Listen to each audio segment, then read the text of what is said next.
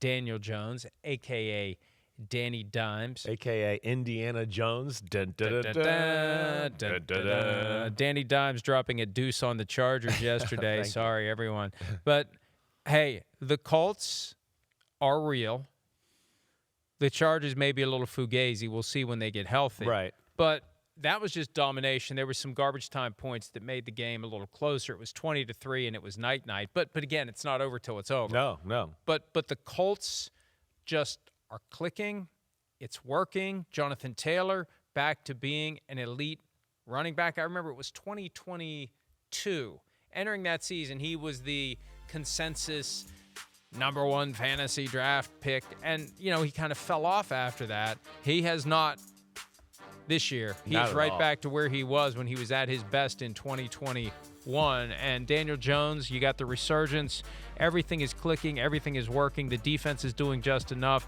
They dodged a little bit of a scare last week from the Indianapolis Colts. Or not the Colts, the Cardinals, excuse me. Yeah. But they are looking like an elite team. They haven't been tested yet. They've got a game against the Chiefs coming up, which will be interesting to say the least. Right. So they will be tested at some point. But they're looking like right now the clear AFC South favorites. Yeah. And the question is, how high up the playoff tree can they get? How many home games can they get in Indianapolis? It's working very well for the Colts, and it's a great story. We love a great story. Amazing story. We love a great turnaround. The Colts, they've been cursed ever since the Andrew Luck sudden retirement in August of 2019.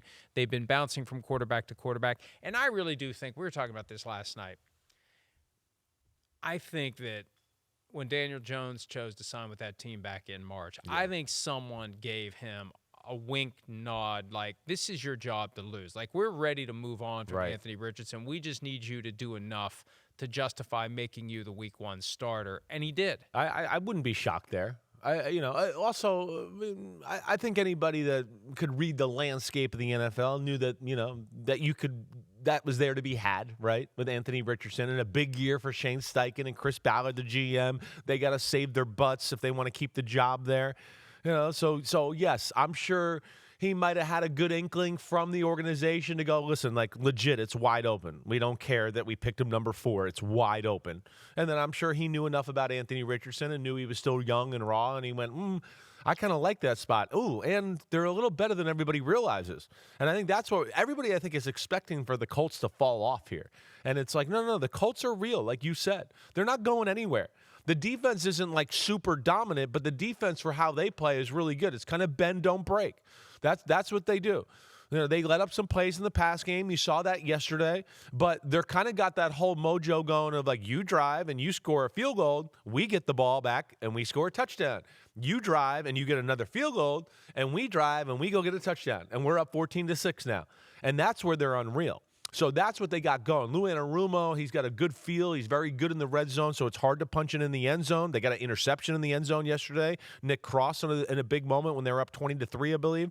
But the big thing with the Colts and what you're talking about is the offense. The offense is incredible. It really is. The running back is special. The tight end, Tyler Warren, is shoving it up Chicago's butt and going, I can't believe you took Colston Loveland before you took me because I'm better. He's showing that. Michael Pittman Jr. is one of the better under-the-radar receivers in all football. I think Alec Pierce. Alec Pierce is the least talked about big play receiver in football. They got Downs, who works the slot. They got it all. And then they got an offensive system in Shane Steichen where he just never makes you right, Mike. That's where he's really special. His just the way he packages plays and calls it, the defense can never be right. I think a lot of the Chargers schematically in what they do, they don't have a lot of great front seven difference makers there. And you saw that yesterday with Danny Dimes having times to throw, Jonathan Taylor, like you're talking about, running through big holes. They're going to be a tough out because that offense has got an answer for everything, and they're really not a weak spot on their offense. Alec Pierce entering the year was kind of in that, which way is this going to go? Right. You remember the story about how they found him, right? Yes. Well, he was one of my favorite coming out in the draft that year. And then, they went to work out Desmond Ridder. Desmond Ridder at Cincinnati. And they were like, who's who this guy catching the passes? Right. And this is kind of what happened to me.